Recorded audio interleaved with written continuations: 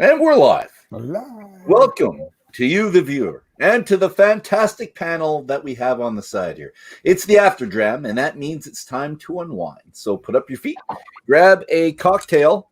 You don't need two when you have something this size, or two, and relax. So, as a quick recap to our evening, Dave, Blair, Davin, and I, excuse me, have been treated to a tour of Brock Distillery, Patent 5 in Winnipeg.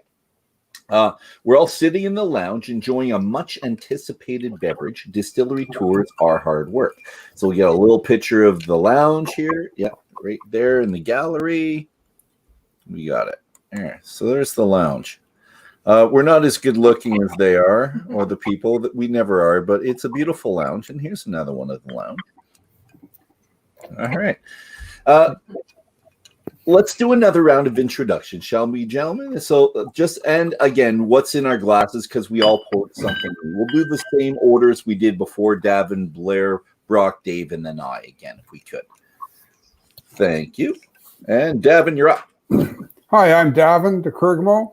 Along with Blair Phillips, I wrote the definitive guide to Canadian Distilleries, the book that we're using to visit distilleries across Canada for the Whisky Book Club. You can reach me at Davin, D-E-K, D-A-V-I-N-D-E-K, on Instagram or Twitter. And I'm drinking a Patent 5 gin and tonic. And I have to say, this is a pretty awesome gin and tonic. Yours is almost as big as mine. I think it might be larger. Good for you, Davin. Blair Phillips, co-author of the definitive guide to Canadian Distilleries. Tonight, I'm drinking what are we having here? This is the Manitoba berry gin. So I just made a kind of a riff on a Martinez with a classic old time cocktail. Good stuff. And I'm Brock. Which side does this go on? Of Patent 5 Distillery. Here's one of our bottles of Navy Strength gin, which you can sample when you guys come for a visit. One of the co-owners of Patent 5 Distillery. Find me at Patent 5 Distillery. And Dave. Hey guys, it's Yukon Dave. I've got two glasses here. I've got Patent 5 gin in one glass, and I've got a gin and tonic in the other glass. And I'm here to tell you size doesn't matter. Okay. Well, you've got two as well, so the numbers matter for you. I am Dolph. I'm the president of the Alberta Scotch Society, founder of the Whisky Book Club, and your host tonight. Really happy you all made it back, and we're going to start with a little video. We don't usually do this, but this was the drink that I really wanted to make tonight because here we go. Share screen. I have everyone see this little video. It's a quick one. What I wanted to make tonight was, infinity screen, and this is it right here. You guys ready?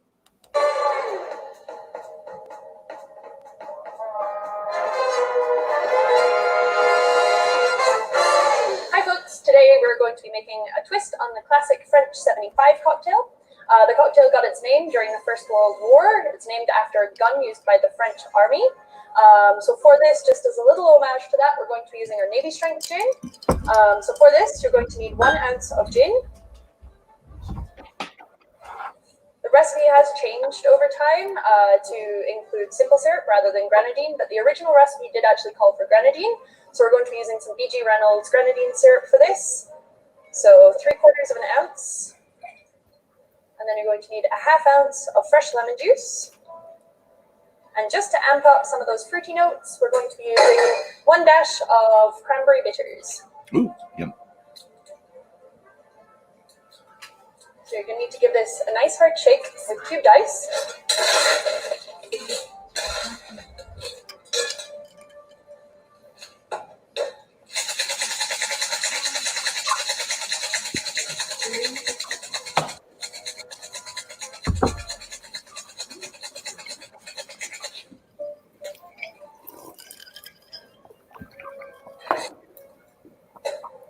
Then you'll need a champagne flute. So you're going to fine strain this.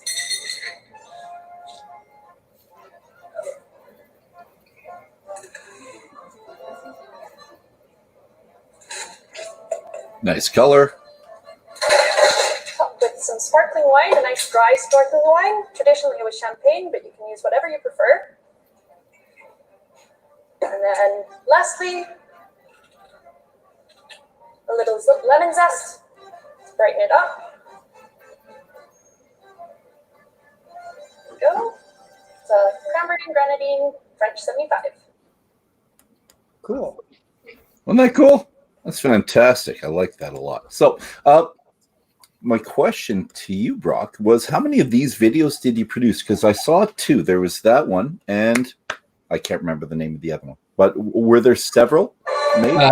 We've really just, I guess it was just as we were ready to reopen, we wanted a way to sort of connect with our followers a little bit better. So we brought a couple of young folks in to do a few video, do some YouTube videos that we could explain to people how to make some of cocktails with our spirits. And what you saw was the second. There's only been two so far. We filmed a third and are filming a fourth next week. And we're starting to film some fun stuff in the distillery too, just as a way to create more video because fewer people can actually come into the bar these days. So just as a way for us to stay a little more connected. Excellent. And I thought it was a great idea. And I was going to ask, does she still work for you? But obviously, if it was... She does. Her name's Callan. She's our bartender from and general manager from Scotland. Okay. And when you guys come, yeah, she's a fantastic bartender. Nice. She makes great cocktails. And a lovely person and a good presence as well. And she's shaking for a long time with the arms going. This question's for Davin and Blair, please, gentlemen. We've talked about your website a couple times, and on emails going back and forth, we've had people send you samples to put in. I'm wondering if you're, was it just to review, Blair? Or are you putting samples into some repository somewhere so we have one sample from every possible drink in Canadian whiskey history or something? Is that's really ambitious? Well, I was just wondering. So when you ask people for it, it's just for a review. Is that it? Not really a review. Davin and I kind of are taking more of a profile approach to these spirits where we just talk about them without being critical about them. And we just dig right into them. Yeah, the plan is we try to do a couple a week. But we've both been so busy with this and with other things that our goal is once a week now. But eventually we're going to build up a big spirits library featuring more spirits than what was just featured in the book. We'd like to have as many as physically possible, and yeah, we have some coming up. We have to get some of the past guests on. We have to feature Brock's spirits. We'll stick to his gin for now, and we'll do his whiskey when it's available in the real, like, full age version. Now, when you say library, are you talking about a 1 ounce sample that's documented and placed in a type of library? No, we're just developing a library of profiles of different Canadian spirits. So it would be like, let's say, for example, what's one we did recently, Davin? Probably Pike Creek, 15-year-old. Yeah, so we have a Pike Creek 15-year-old coming up, and we just interviewed Dr. Don Livermore and talk about how he made it, how it came apart, or how it came to be, and then we sort of analyze it, but not overanalyze it. So we're tasting it, trying to get the big umbrella effect of the whiskey instead of being a bunch of picky whiskey critics, so to speak. Okay. All right. I still like the library idea with the 1 ounce sample from everyone all throughout Canada. That's my basement right now. Yeah. Would your wife mind? I've taken over the basement, and the 1 ounce sample thing is probably a bit more than that. It's getting a bit crazy. Yeah, I think after you guys visit Winnipeg, you need to come to Toronto as the second leg of the tour and try some other stuff as well. We have to go throughout Canada, like every province, everywhere, every territory. We've got to do it all. I mean, visit my basement. Oh, I'll visit your basement. You can visit mine. I'll visit yours. We'll have fun. Well, I've been putting away a little sample of every bottle that I get from it, whatever it is, and I'm thinking, yeah, when I retire and have no money, then I'll always have all these whiskey samples. How many samples a day do you think, Dave? 2, 3, 5, 10. You're not allowed to retire anyway, so it's all good. Yeah, I got to add a whole bunch more there before I'm comfortable. Okay. Whole bunch more. You know, Dolph, when I started drinking single malt, Scotch single malt, every time I bought a bottle, I'd pour off 200 mils into a 200 mil Johnny Walker bottle or something like that. And I must have 50 or 60 malts, you know, from the 90s, 200 mil samples of them. Just sitting there. You know what I've learned? It doesn't matter how great the whiskey is, there's always something better coming. Yeah. So I don't know if those samples, as much as they blew my mind back then, I've tasted better stuff since then. But it would be a fun party or a fun gathering of minds to come back and taste these. And I did the same thing, Davin, and I think I got to about 25. And then I lost my willpower. I wanted to go back because I'm an OCD guy. When I start something, I like to finish. Although I have about 100 bottles open, I feel like I have to finish before I start something else. So in your case, I think you're doing great. If you have had it for 30 years, I think that'll be a really fun time that you have with whoever it is that you bring back there to taste these in time. So yeah, my kids will probably drink it and pee it on my grave. You know what? I wanted my kids. My wife said, "What's going to happen with all these whiskeys?" I'm going to say, "I'll have a fantastic wake, baby. It's great."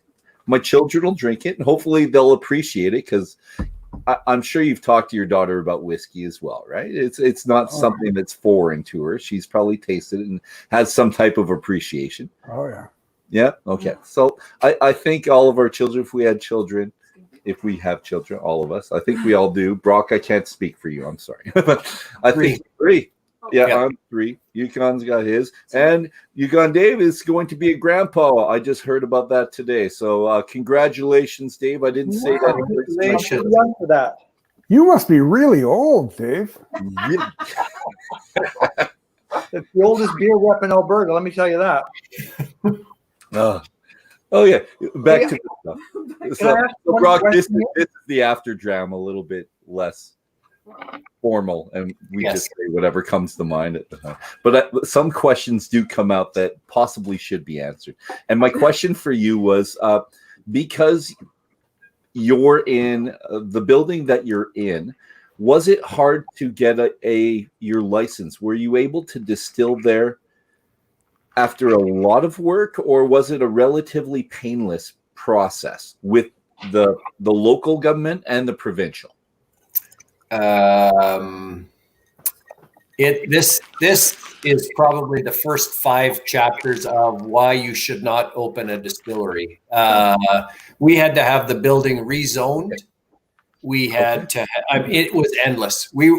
This is one of my favorites. Okay. There was a public hearing, so we had to go to city council to say the building needs to be rezoned.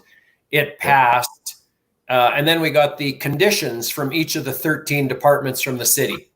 So Water and Waste decided, yes, we've approved that you can have a distillery in the building. However, you are not allowed to increase the wastewater or the number of water taps that exist today. It was an empty warehouse with no washrooms and no water. So you're fine to have a distillery, you just can't have water. And no one needs water. It was an unbelievable number of sleepless nights trying to get it done. And is that why you have your 1,000 liter? I think it's 1,000 liter, 1,000 gallon. I can't remember. 1,000 gallon.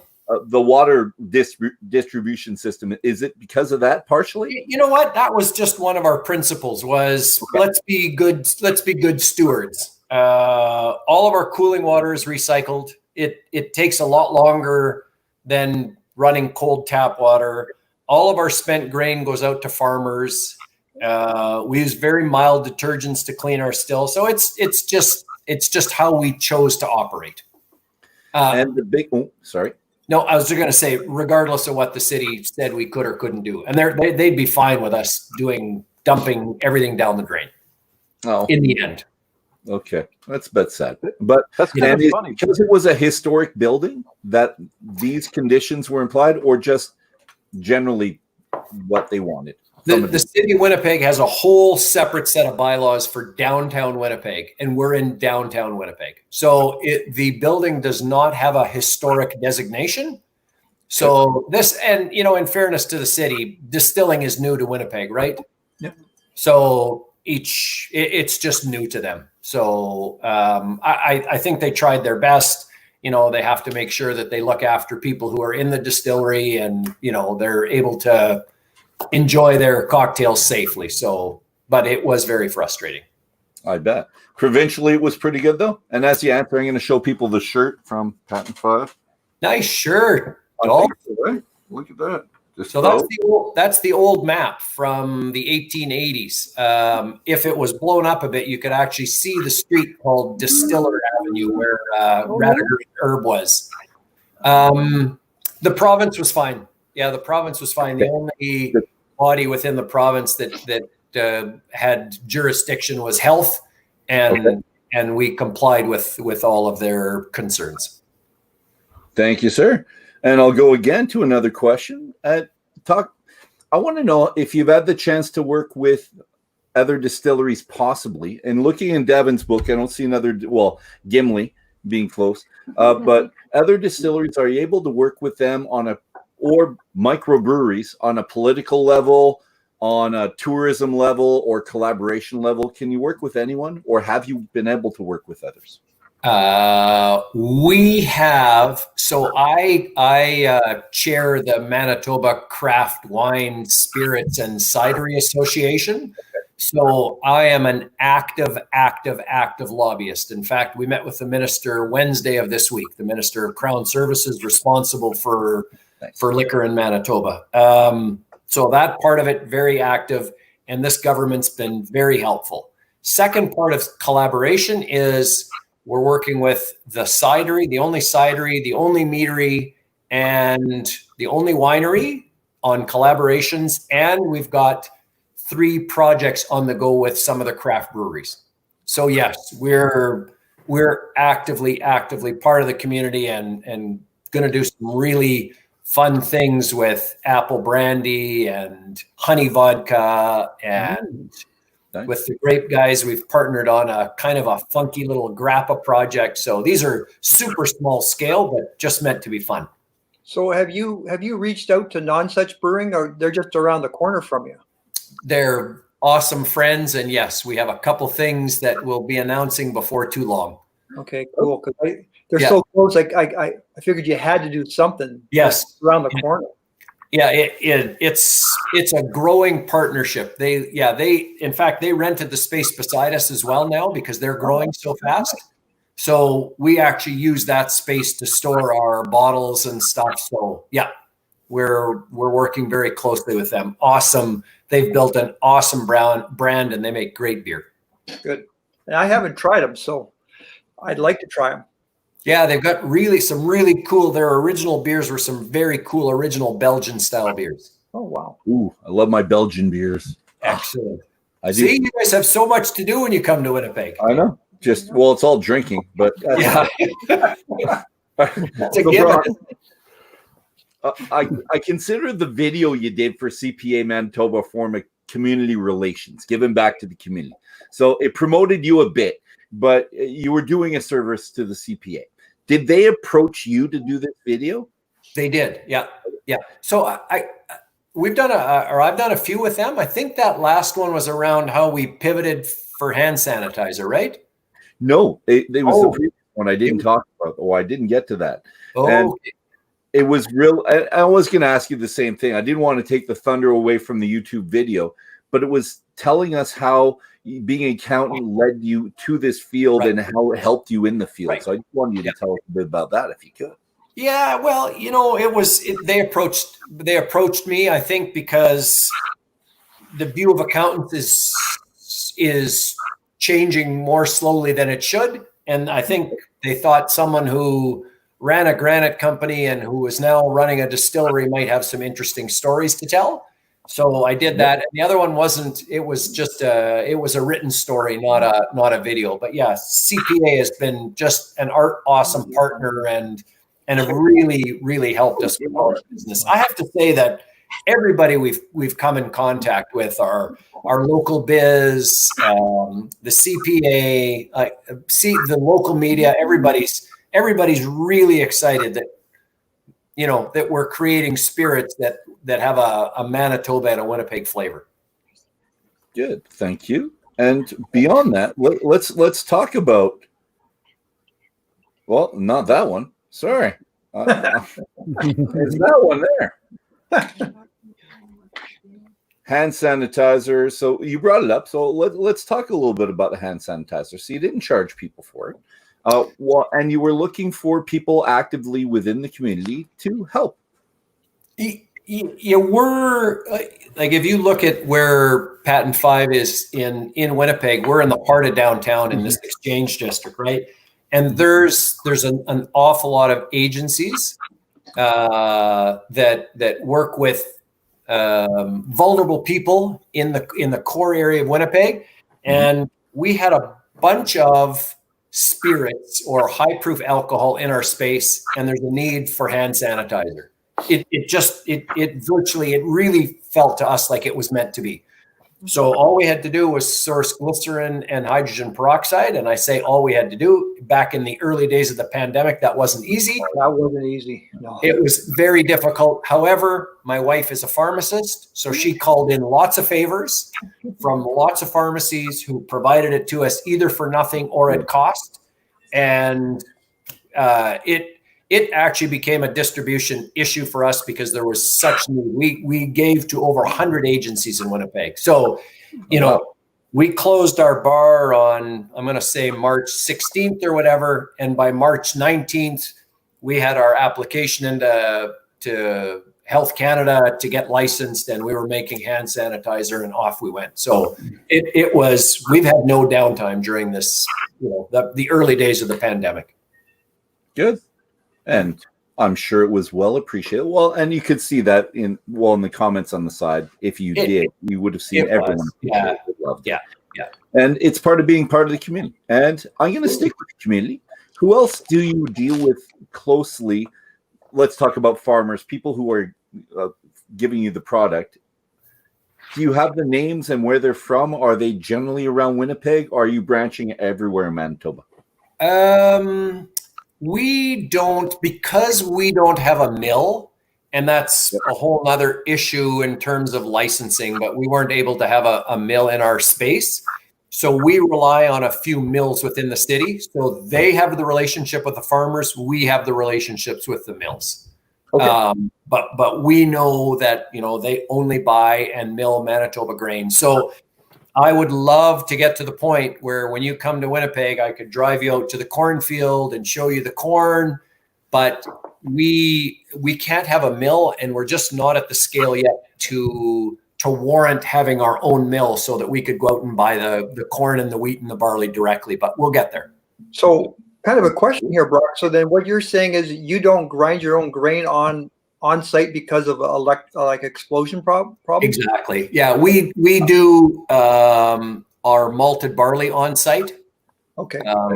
Just because it's not massive quantities, you know, 38%, 62% wheat for some of that early stuff. We just grind that barley on site, but we're not allowed to have a mill of any sort of scale in our space because exactly that, the explosion issues. That's the first time I ever heard that that's so interesting. Well, like you said, they're downtown and it's a historic building. They don't want it blowing up. Maybe.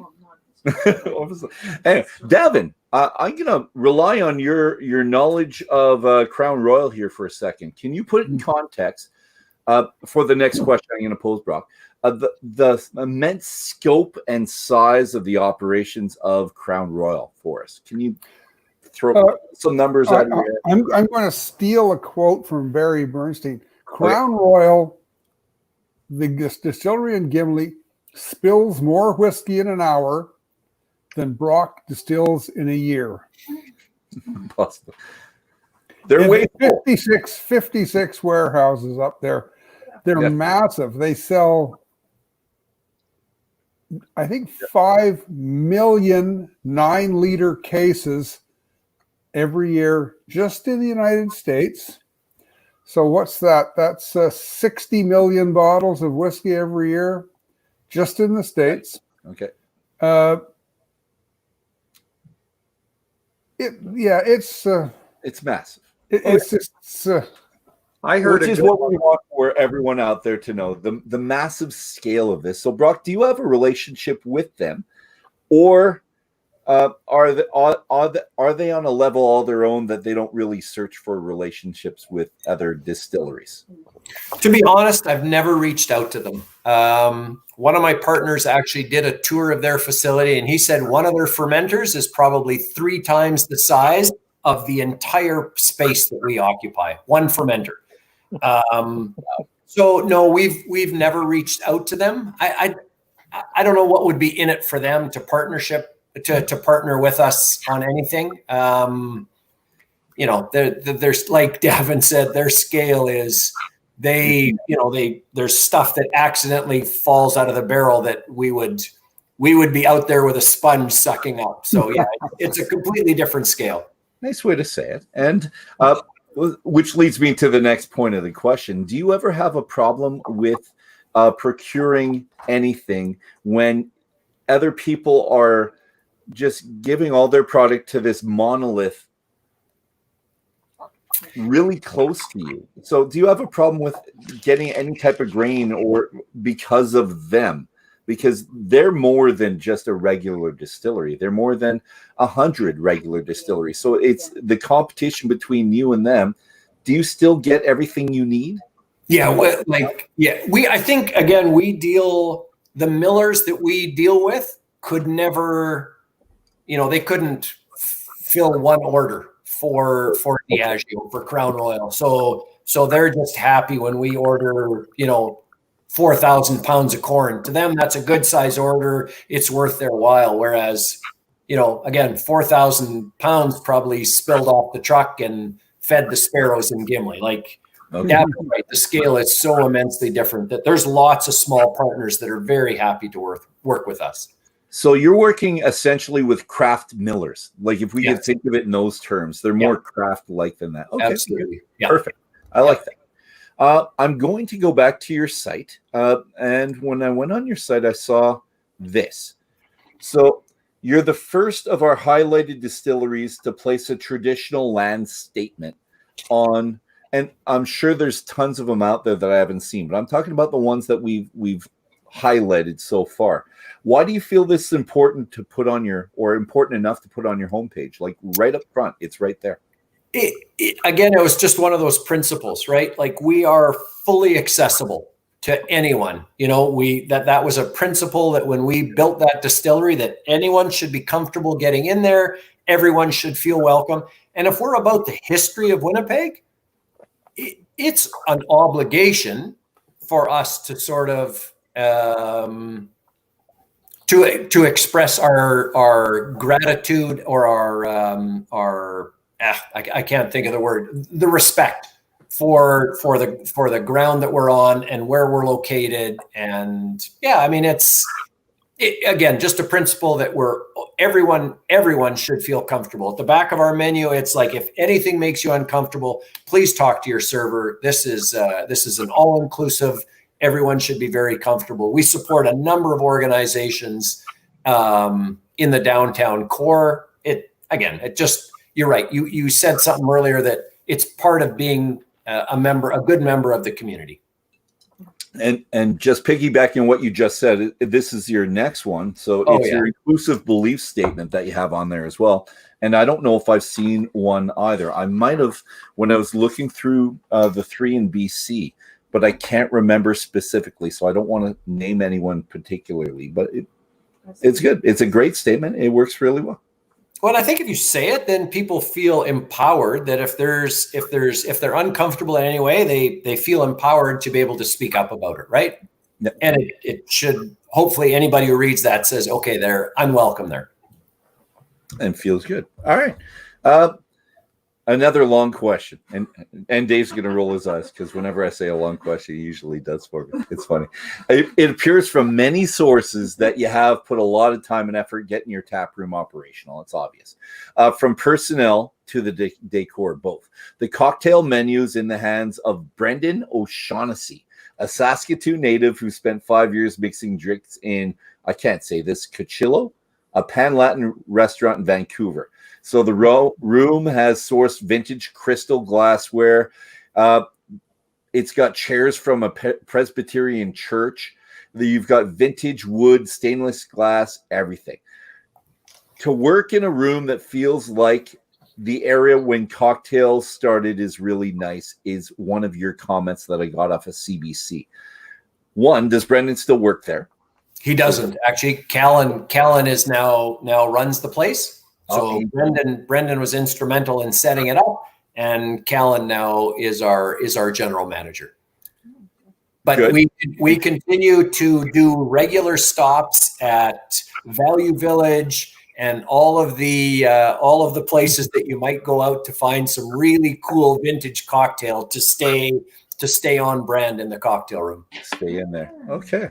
Good. And the other one was, do you still feel like the room evokes a sought after, the feeling that you were looking for? So are you getting that feeling from it when you walk into the room? And I know it's been there for a while, so I don't know if it's worn off, but do you get that feeling when you're there? You know what's interesting, Dolph, is so I'm at the distillery every day, and the cocktail room just throws a really neat vibe every night that it's open.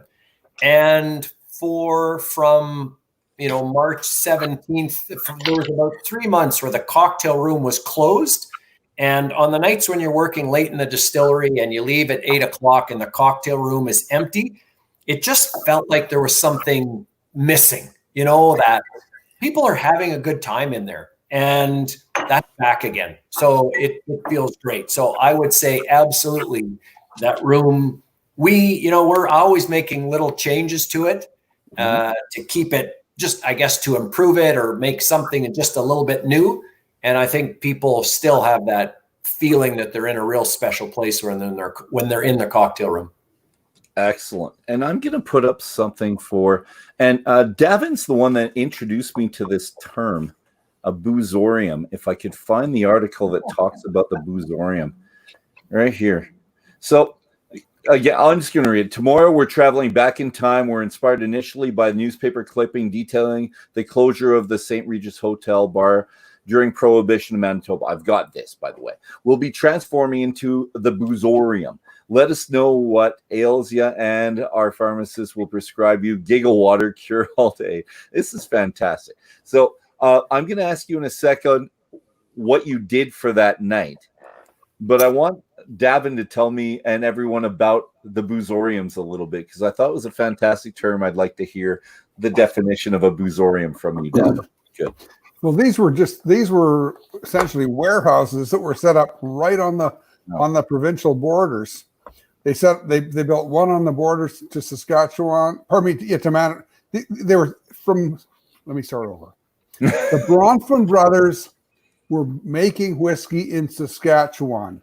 They set up essentially warehouses on the border with Manitoba and the border with Winnipeg, and they had one with the border with the United States as well, or several border with the United States. And so bootleggers from those provinces would come, or from the States would come, go into those boozoriums, buy their supplies, and then drive away. So the Bronfmans were making perfectly legal sales in Saskatchewan, and the bootleggers were getting their booze and then driving back to the States or to Manitoba or to Alberta. And I would imagine some of the other provinces had boozoriums as well. But essentially because the sale of alcohol is regulated by the province, but manufactured by the federal government, they could. Some provinces would it would be legal to sell the booze, and others it wouldn't be. So we had the same in Quebec or in Ontario, where guy like again the Bronfmans or Harry Hats set up business in Montreal. They would buy booze that was made in Ontario, and bring it to Montreal and then sell it back to people in Ontario. It was perfectly legal. So Blair, if you start asking everybody for 1 ounce of everything that they've ever made, I think we could have a boozorium out of your basement. Do you think that's possible? Do you think your wife and children would approve of this? Well, first of all, my basement's a bit of a dungeon. It's like it hasn't been finished. And We don't care. what? We don't care. Well, okay. So if we have 1 ounce samples, bring your eyedropper, and we'll just load up a glass with 1 drop from every place, everywhere. Yeah. Okay, good. But something that Brock touched on was about taking over Gimli. And Davin can correct me if I'm wrong, but Izzy Asper had a distillery back late 60s, and it didn't last very long. And I think his goal was to put Seagram's out of business, if that's not correct. I have no knowledge of that. Yeah, the Canadian Manitoba Distillery, I think it was called. And Melcher's bought it eventually. Melcher's had a distillery there. Izzy Asper started that? I don't think he started it, but I think he bought it in the late 1960s, if I'm not mistaken. I don't know. Was he also involved in beer here just not that long ago? Like, there was some slippery guy involved in a beer. He was gonna beat Molson at their own game. That's when he took over the Indy, the Toronto Indy, the Molson Indy. I have no idea. I don't know either, buddy. There's some colorful characters in the industry. Yeah. Yeah. Okay, so I can imagine Izzy Asper hating the Bronfmans, but Izzy Asper was a very wealthy man, but he had nothing compared to the Bronfmans.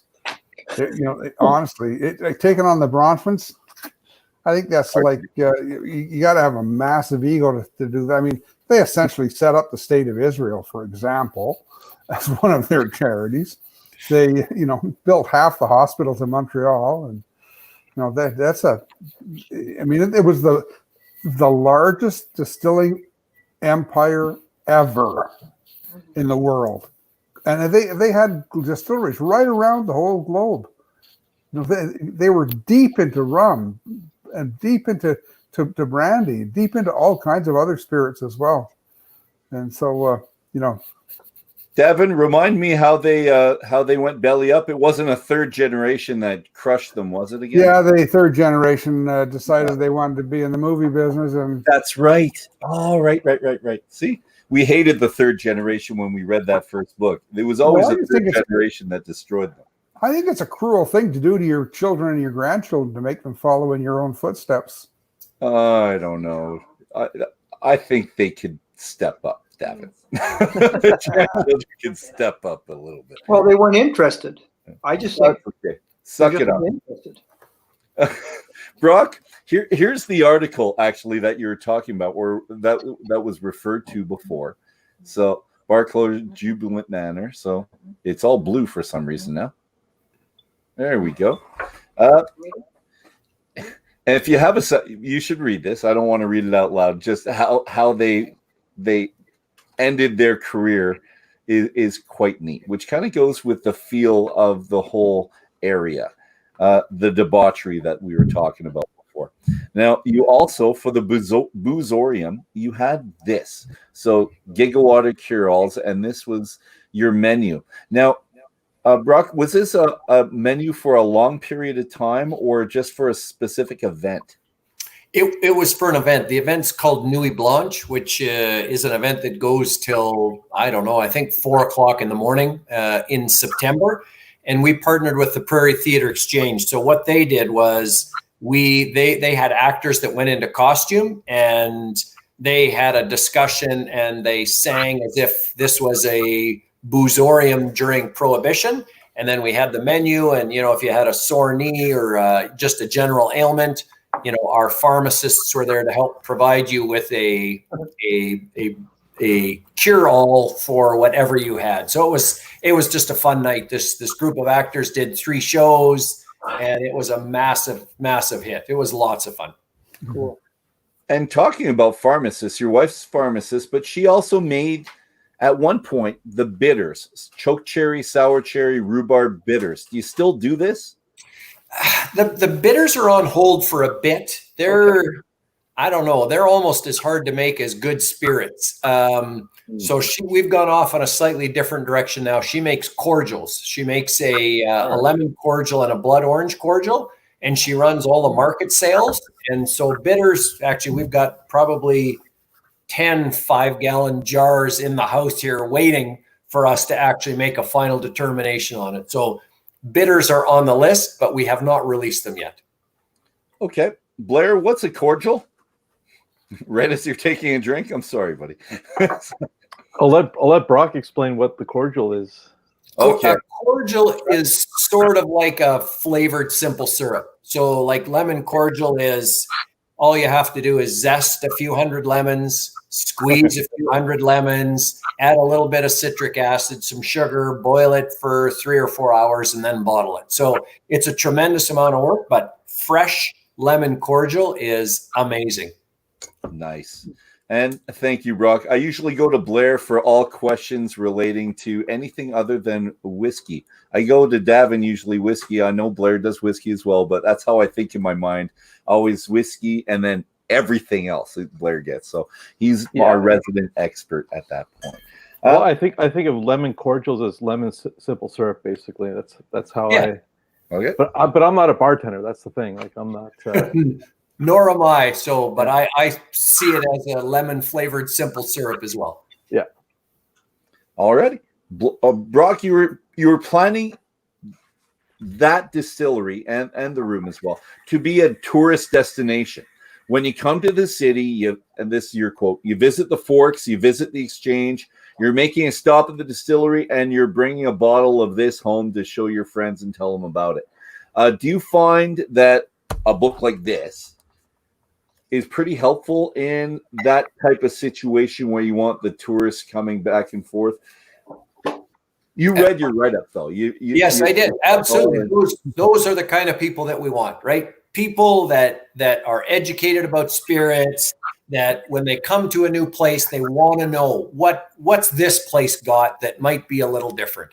Absolutely. So a book like that is exactly what we want to be part of, to expose what Winnipeg has. You know, when we were talking earlier, it was cold and mosquitoes and whatever, but Winnipeg's a heck of a lot more than that. The Exchange District's turning into a really neat destination for people to come visit.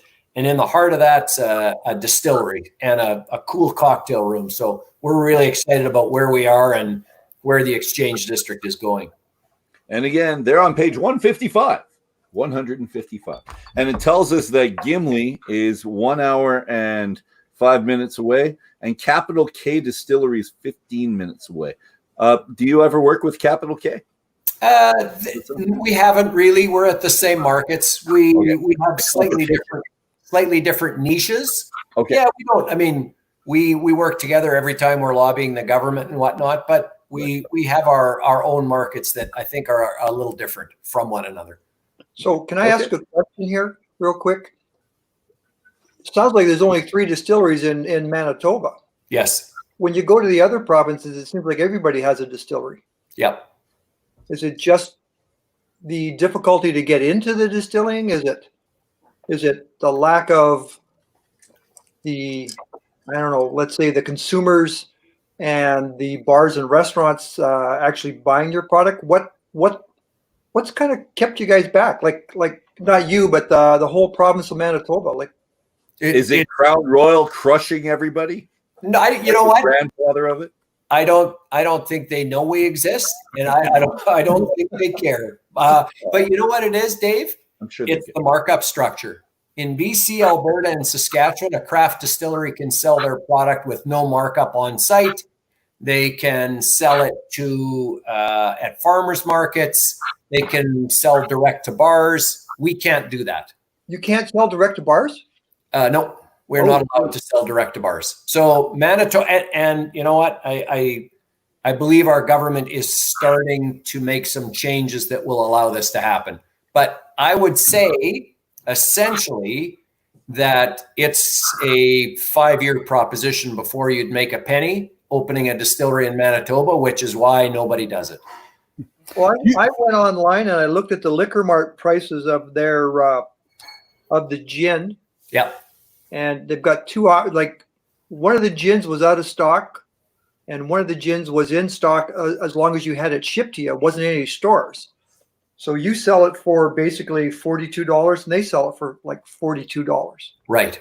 So do you sell it to the government first and then buy it back on paper? Yes. Okay. Yeah. Yeah, it's an antiquated system that is slowly changing. Like the reason we're lobbying so hard is to create a craft industry, right? Yeah. Manitoba should have, I don't know, 8 or 10 distilleries. We have 2 distilleries and 3 people that blend. And, blending is a different kind of craft. So we've convinced the government that craft means you actually ferment the product, whatever that product is. So that's good. We've got that in place. Now we just have to work with the markup structure so that it can be a profitable business. Well, the problem is, and we saw it as a company, is you're new to the industry and now the government's got to do some work. Yeah, absolutely. So it's by asking too many questions. It's an uphill struggle until, but they're starting to understand that it's good for Manitoba, right? You talked about tourism, Dolph, right? Yep. If we're a tourism destination, then there should be more of us. Talk about hand sanitizer. You must have generated a lot of goodwill with that hand sanitizer. Surely the politicians are seeing that you guys are an asset in the community. Right. Yeah, we got thank you letters from ministers saying, thanks for your help in the community. Okay, that's great. Now, how about there's, you put in place an environment so that Manitoba's between BC, Alberta, and Saskatchewan, I think there are over 100 distilleries, craft, and we have 2 in Manitoba. So the disparity's there. We just need to work with the government to make sure that we have a level playing field. Okay. And my other question, I'm piggybacking on this as well. And I don't want to sound like I'm poo-pooing Crown Royal because I do like Crown Royal and I appreciate it. But I'm thinking that, and tell me if I'm wrong, maybe the government is not so motivated to help the little guy when they're getting so much from the big guy. Is that possible, or am I just out of it? I'm looking for stories where there might not. What's the Canadian equivalent of not saying anything, taking the Fifth Amendment or whatever? No, we're good. I don't know. Okay. I don't know. But we certainly do have a very large enterprise north of us that contributes to the economy. And so, but I think the message is that craft is good for everybody. And Davin said they sell 5 million cases into the US alone.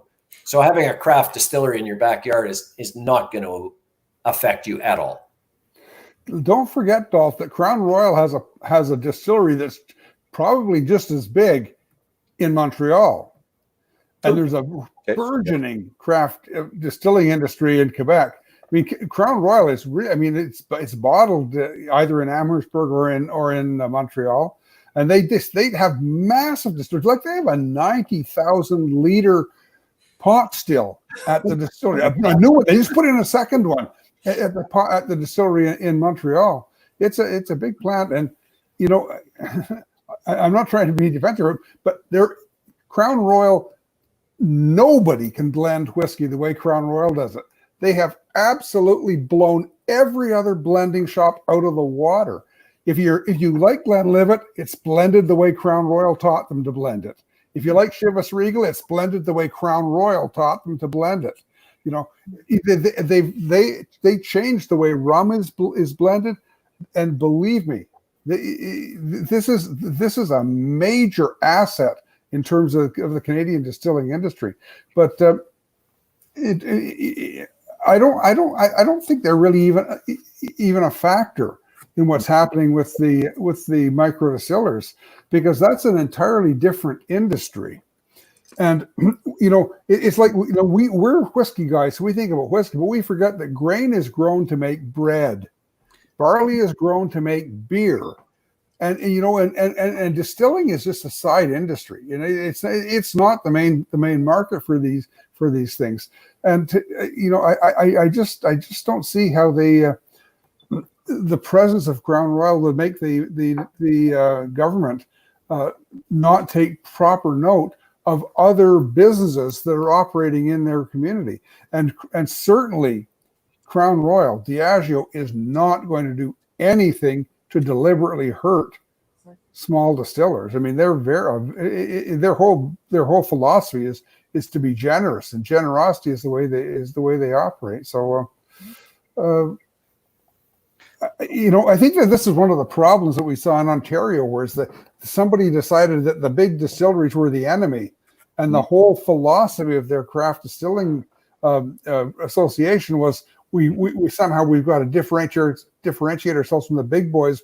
They're out to get us, and they had lots of press, went to the media about how the big boys hate them and all this, and it was just sheer utter nonsense. Well, but it really tainted the whole reception that the craft distilling got in Ontario, and the government started to just not take them seriously, because of their they were so pugnacious in the way they wanted to deal with the big distillers. So I think we should be very thankful for Crown Royal, because they've built they have set the path for how Canadian whiskey is made. You cannot talk about Canadian whiskey and not talk about Crown Royal. If you do, you're not telling the story.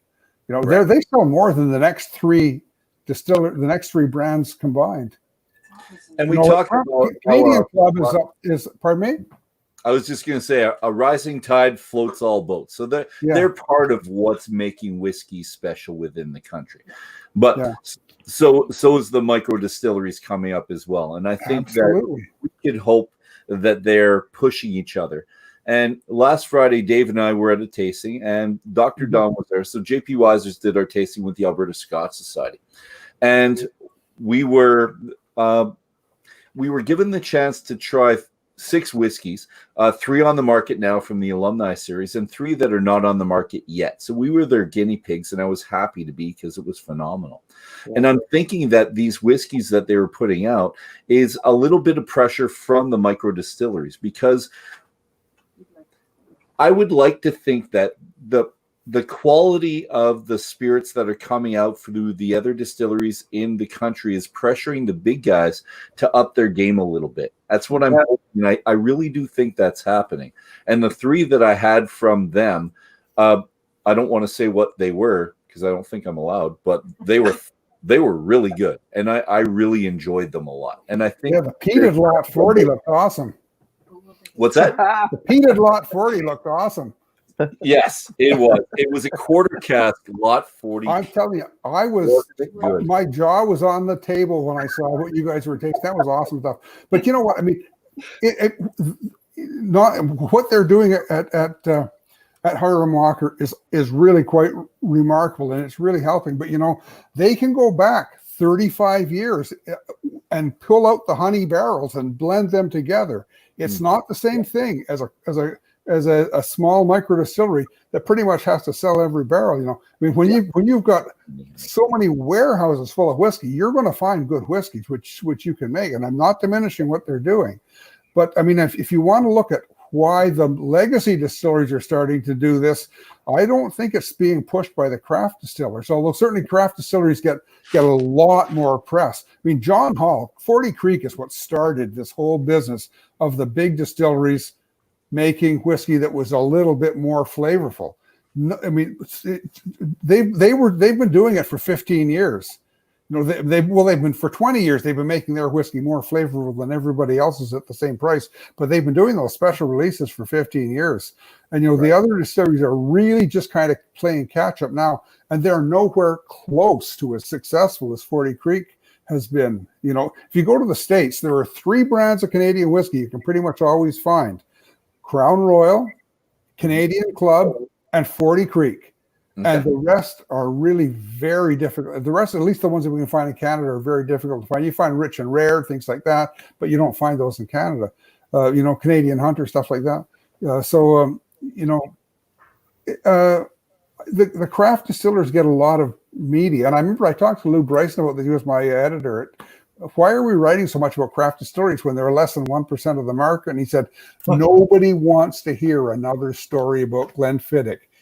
But when you're writing, they want to hear about something new. But I think we have to remember that in Canada, the micro distillers, that's less than 1% of the market.